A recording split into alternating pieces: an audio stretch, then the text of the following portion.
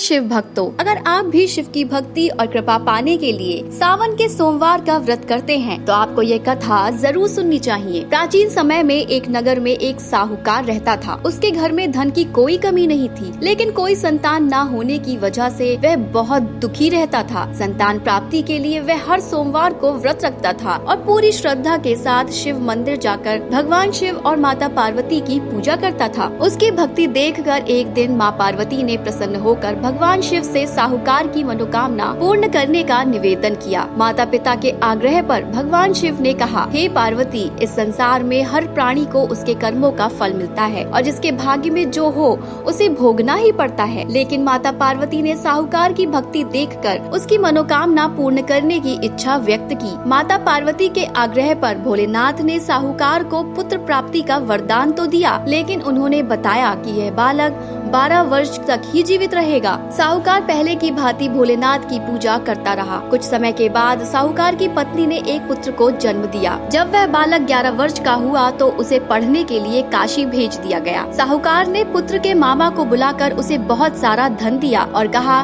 कि तुम इस बालक को विद्या प्राप्ति के लिए काशी ले जाओ। तुम लोग रास्ते में यज्ञ कराते जाना और ब्राह्मणों को भोजन दक्षिणा देते हुए जाना। दोनों मामा भांजे इसी तरह यज्ञ कराते और ब्राह्मणों को दान दक्षिणा देते काशी नगरी निकल पड़े। इस दौरान रात में एक नगर पड़ा, जहाँ नगर के राजा की कन्या का विवाह था। लेकिन जिस राजकुमार से उसका विवाह होने वाला था वह एक आंख से काना था। राजकुमार के पिता ने अपने पुत्र के काना होने की बात को छुपाने के लिए सोचा, क्यों न साहूकार के पुत्र को दूल्हा बनाकर राजकुमारी से विवाह करा दूं।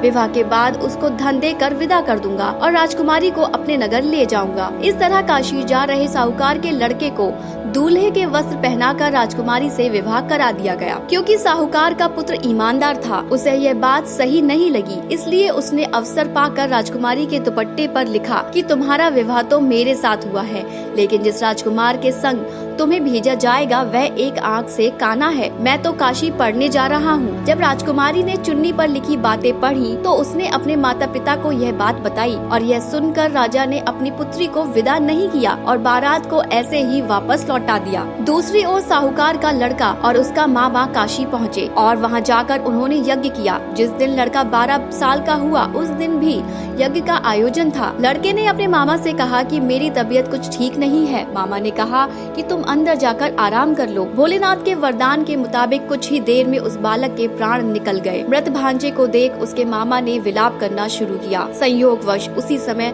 शिवजी और माता पार्वती उधर से जा रहे थे। माता पार्वती ने भोलेनाथ से कहा, स्वामी, मुझे इसके रोने के स्वर सहन नहीं हो रहे। आप इस व्यक्ति के कष्ट को अवश्य दूर करें। जब भोलेनाथ मृत बालक के समीप गए तो वह बोले कि यह तो उसी साहूकार का पुत्र है जिसे मैंने 12 वर्ष की आयु का वरदान दिया था। अब इसकी आयु पूरी हो चुकी है। लेकिन ममता भाव से भरी माता पार्वती ने कहा कि हे महादेव, आप इस बालक को और आयु देने की कृपा करें, अन्यथा इसके वियोग में इसके माता पिता भी तड़प तड़प कर अपने प्राण त्याग देंगे। माता पार्वती के पुनः आग्रह पर भगवान शिव ने उस लड़के को जीवित होने का वरदान दिया। भोलेनाथ की कृपा से वह लड़का जीवित हो गया। शिक्षा पूरी करके लड़का मामा के साथ अपने नगर की ओर वापस चल दिया। दोनों चलते हुए उसी नगर में पहुँचे जहाँ उसका विवाह हुआ था। उस नगर में भी उन्होंने यज्ञ का आयोजन किया। उस लड़के के ससुर ने उसे पहचान लिया और महल में ले जाकर उसकी खातिरदारी की और अपनी पुत्री को विदा किया। इधर साहूकार और उसकी पत्नी भूखे प्यासे रहकर बेटे की प्रतीक्षा कर रहे थे। उन्होंने प्रण कर रखा था कि यदि उन्हें अपने बेटे की मृत्यु का समाचार मिला तो वह भी प्राण त्याग देंगे। लेकिन अपने बेटे के जीवित होने का समाचार पाकर वे बेहद प्रसन्न हुए।